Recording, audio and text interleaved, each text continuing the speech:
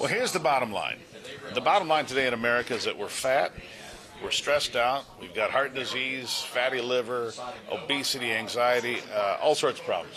And I bring in Calley. He's the White House Senior Advisor for MAHA, Make America Healthy Again, under the direction of course, Robert F. Kennedy Jr., Bobby Kennedy. I had the good pleasure to spend a lot of time with Bobby during the elections, did a 2-hour town hall with him just before the election in Michigan. We haven't gotten any healthier since then, but at least we're finally trying, Calley. Good to be here. I'm glad you're here. The list of things I just gave you, I mean, I was just writing some things down. I mean, obesity, diabetes, ADHD, autism, depression, anxiety, high blood pressure. We're a mess. When Bobby Kennedy was sworn in, President Trump signed an executive order. He said in 100 days, I want to report on why we're getting so sick, what the trend lines are. I'm working on that. It's going to be May 22nd. It's going to be a big day. But it's shocking. One thing that stood out to me, there's 212 countries where they have cancer rates for measurements. Right.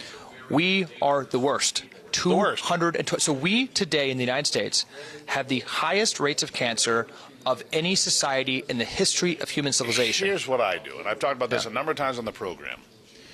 Calley, if you took a photograph of a high school graduating class 1965, 1985, 2005, 2025, we look like a different species. You look like a person did in 1965. You look of a normal size, whatever. I'm a little bit, thicker than I should be. But I go out of the street. You look at people. The obesity in this country is unbelievable. I mean, it's just unbelievable. I'm a conservative. I'm a libertarian. And, 15 years ago, I was a lobbyist for the food industry. And it's personal choice. What is so shocking, and I think what should wake all our consciences up, is looking at a picture right now of 6-year-olds. Oh, good Lord. It is not, exactly. It is not the free market. No. That we have child an abuse. epidemic of diabetes and obesity among 6-year-olds, that 38% of teens are pre-diabetic, and that almost 50% of teens are overweight or obese. So there's here's my clearly question. something happening. There's something happening. It's been happening since I was born. Since 1965, there's been this evolution to expansion. I tell this story. When I was in high school, the biggest kid on the football team was 205 pounds. You wouldn't even start in the line at the same high school that I went to at 205 pounds today. So I have to ask myself, I know that a lot of the food dyes have been targeted recently, but you have food and you have food-like products. If you go around the outside of a grocery store, you have food. The bakery, the butcher, the fresh fruits and vegetables, the dairy department. You go to the middle of the store, you get food-like products. They taste like food, smell like food, but they're prepackaged, highly processed, and there's got to be an affiliation here between the obesity and all this prepackaged food. Well, I go back, the processed food industry was created by the tobacco industry. Let's just state facts, right? There's not conspiracy theories. The tobacco industry in the 1980s, as smoking rates were going down, Philip Morris bought Kraft and U.S. Food, R.J. Reynolds bought Nabisco. So the cigarette industry controlled 40% of the U.S. food supply in 1990. And they lobbied for the food pyramid, recommended ultra-processed food. The USDA nutrition guidelines have been totally bought off. 19 of the 20 advisors of USDA nutrition under Biden were paid for by the food and farm industry. So we've co-opted the nutrition guidelines, which to this day recommend added sugar for 2-year-olds as part of a nutritious diet, and do not take a stand on ultra-processed food. Last year, President Biden issued a report from the USDA saying that a diet 93% in ultra-processed food could be healthy for kids. The problem with ultra-processed food is they're science experiments. You've been able to jam these dyes in, which are now banned as of yesterday from the FDA. But up until yesterday, the FDA said that petroleum-based dyes, crude oil, that's what they're derived from. Petroleum-based. Petroleum-based. They're crude oil. Yeah. They add one molecule to crude oil, and it's that bright neon red. Every other country, literally, in the world has phased these out of the food supply.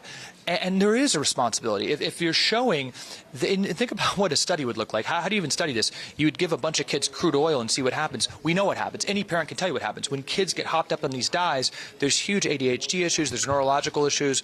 So we have 10,000 chemicals in our food that actually the FDA doesn't even know about, because the food industry is able to add chemicals into our food without any safety testing, which is crazy. So they game the system. They've absolutely gamed the system. And you know, because you worked there. I worked there. They've gamed the system. The FDA, up until the Trump administration, has been a sock puppet of a food industry that, they're good people, but they want to make food cheap and addictive. They have scientists right now. That's right. Sugar, salt, fat. It's a combination to make your taste buds They're doing a science experiment where evolutionarily you can't overeat grass-fed steak or broccoli. Food that we're not. There aren't obese obesity epidemics in the wild among animals. That's right. We've never had this problem. The processed and you go to food, countries like Italy, you don't see a problem like this either. Where no. In Italy, the processed food consumption for a child is 15%. Right. Here it's 70%. So look, I live in a state. I live in Michigan. Great. We have Cereal City. There it is. Oh, right. We've got it all. Kellogg's. Absolutely. Been making Kellogg's cereal for my entire life, right? Since 1900, when cornflakes were a health food, right? But that's what's been pushed on people. You have Fruit Loops for breakfast, which have these colorations, or you have, Captain Crunch or whatever, which is probably not the best thing you could eat. Well, this is what Secretary Kennedy and Donald Trump, President Trump, have been talking about, is that let's first look at the incentives. They actually had big action on SNAP food stamps, $140 billion program. Right now, that program goes mostly to ultra-processed junk food. The top item on food stamps is soda. So it's a free country. President Trump loves his Diet Coke. Nobody's trying to ban Coke. Right. But we should not be paying for it with a supplemental nutrition program. Correct. Cut that subsidy. Number two, stop recommending this stuff. So when parents are serving, and me in the 90s growing up with the food pyramid, we're being served cereal, we're being served processed food. That was following government advice. So another thing Secretary Kennedy's doing is let's at least have the USDA guidelines. That's not regulation. That's just America. It should say kids should not eat sugar.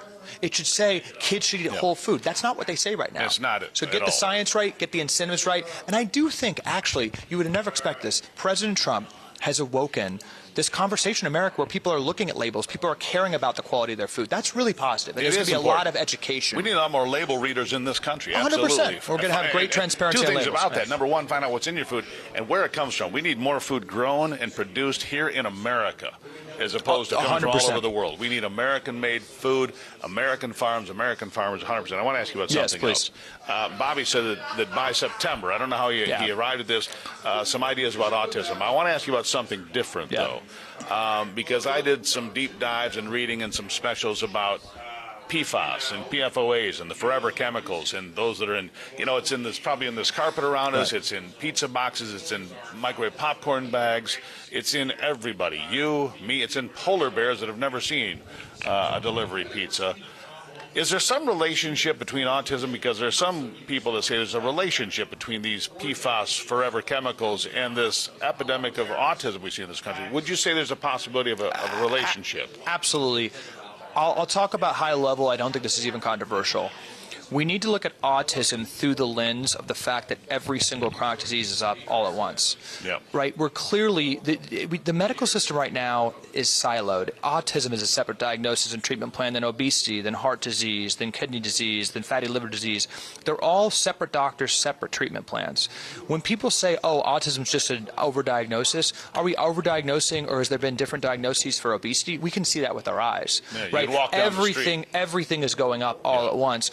And clearly, and this is not even controversial, no scientist would even dispute this, there's clearly some link between our gut dysfunction, our microbiome, and autism.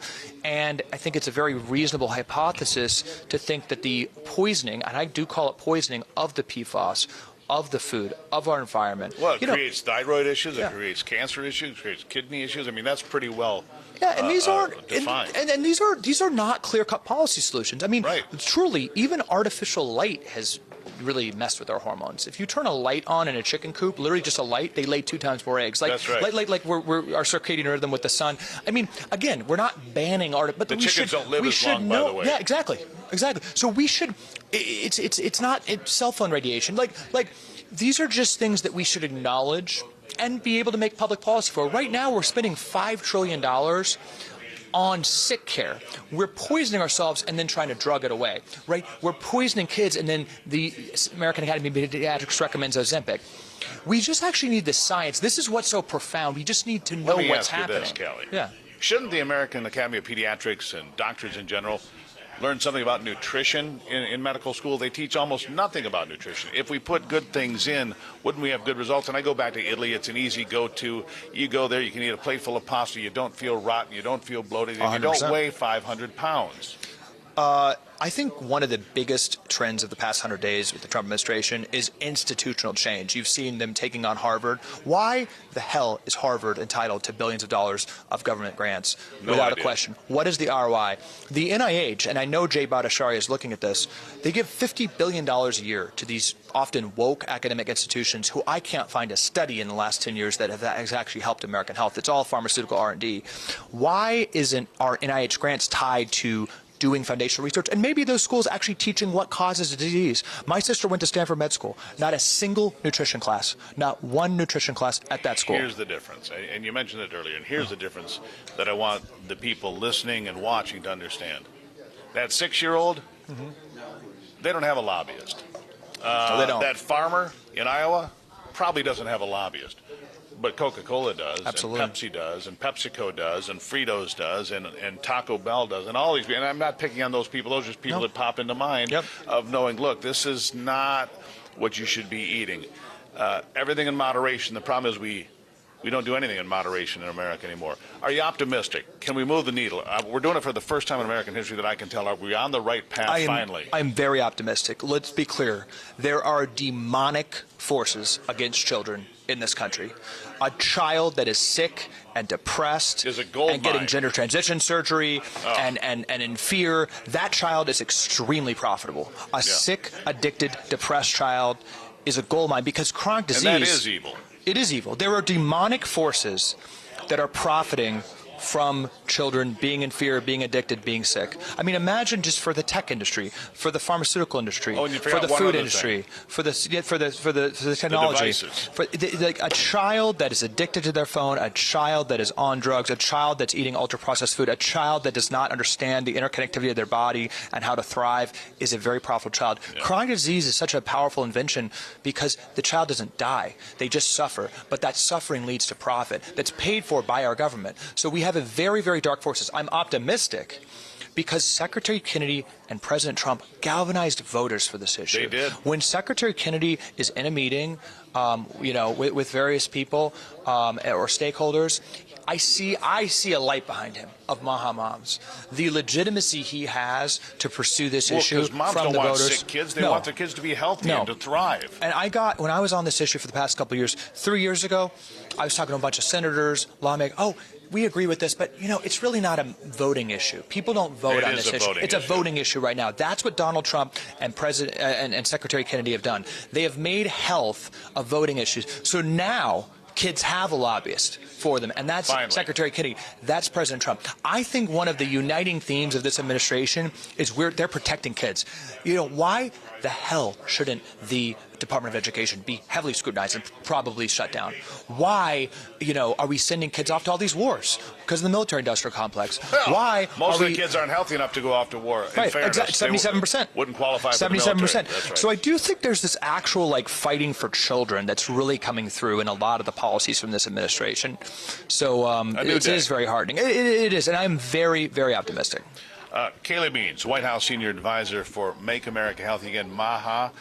We could talk about this for the next several hours. There's so much to cover, and we've made so many mistakes along the way. But I appreciate you being here. Thank you for what you've done. We'll take a break, and we'll be right back.